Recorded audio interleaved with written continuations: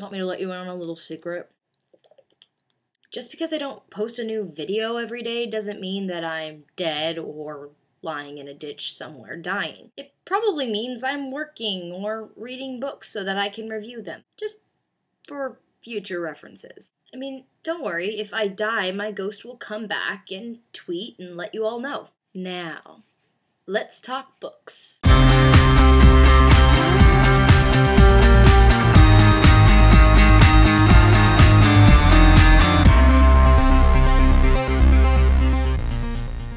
So I've decided that I want to do this new thing. Before I review a book, I'm going to summarize it in 30 seconds or less, starting with this video. Ready, set, go! Across the Universe by Beth Revis is about a girl named Amy. Amy and her parents get cryogenically frozen, for what they think should be 300 years, on a spaceship. The spaceship is supposed to be going to a new planet where they can colonize, but Amy is unfrozen way too early, like 50 years too early. And what she wakes up to is a huge mess. Amy and Elder, the boy training to be the leader of the ship, combine forces and try to learn the deep, dark secrets within the ship's walls.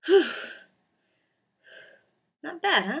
Now on to the actual review part. There are way more pros than cons when it comes to this book, but keep in mind there are definitely cons. One of them being the disgusting mating ritual. It's not that the author is overly descriptive when talking about it, it's just that if you have a really active imagination, you may as well be reading about porn. It was kind of like Plague by Michael Grant, where you couldn't get through certain parts without thinking, oh, ew, ew, ew, ew. The other con might be a matter of understanding the book. If you don't understand futuristic or technical terms, you probably won't get it, any of it. But as far as cons go, that's about it. Now for the pros, sometimes you stumble upon a YA fiction book where not all the characters are very strong. Likeable is one thing, strong is another.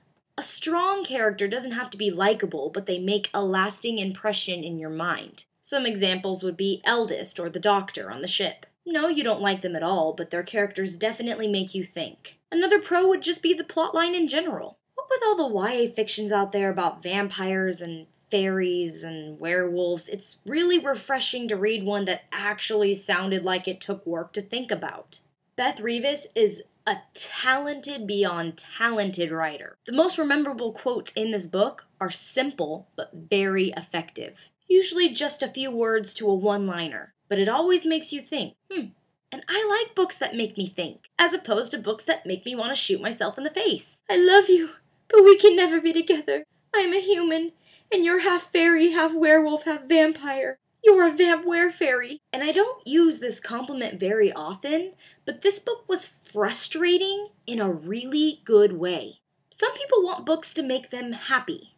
Just happy. And that's okay, but you need to open your mind a little bit. The best books don't make you happy, they make you feel. In general. I mean, besides make you feel like you want to stop reading. Really good books make you mad when the author wants you to be mad. Sad when the author wants you to be crying your eyes out. Happy when the author wants you to feel good and fuzzy inside. Across the Universe made me so angry sometimes, I literally had to put my Kindle on hold, set it aside, and take a few deep breaths. You know an author is amazing when their fictional characters, who do not exist, who are not real people, make you feel that way. 2 reasons why I would highly suggest this book. 1, if you need a break from all the typical YA fictions, it's a great book to run to. 2, because Elder is incredibly hot, at least in my brain. Other than the just disgusting mating ritual part, it's awesome. I loved it. A perfect summer read for laying out by the pool or sitting in bed or whatever the heck it is that you do during the summer. I'm pretty sure there's a sequel coming out. I really hope so. It was incredible and I really want to know what happens next. So that's my book review. You may notice it's kind of short. I think that's because from now on I want to make my book reviews short, simple, and to the point. I mean, rants are cool, but you get kind of sick of them after a while. I don't know, it's just that I thought the girl should have kissed him when they were on the steps of City Hall. He totally brushed back her hair and it was really romantic and I was just like, why not kiss him? He's so hot.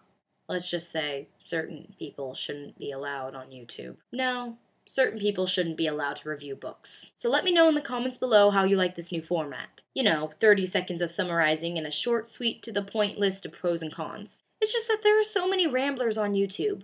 I mean, what if you just want to hear if the book was good or bad? This book made me feel inside my heart like there was a sledgehammer hitting my ribcage. And I totally felt like there was sunset in my ears. What the heck are you talking about? Did you like the book or not? Subscribe, comment, thumbs up if you want to get cryogenically frozen. It's only to be greeted by a really hot guy even though the world inside a spaceship is kind of a mess. Thumbs down if you want to wait 50 more years and never meet that incredibly hot guy, but still get to wake up with your parents. And I'm not sure where this is going.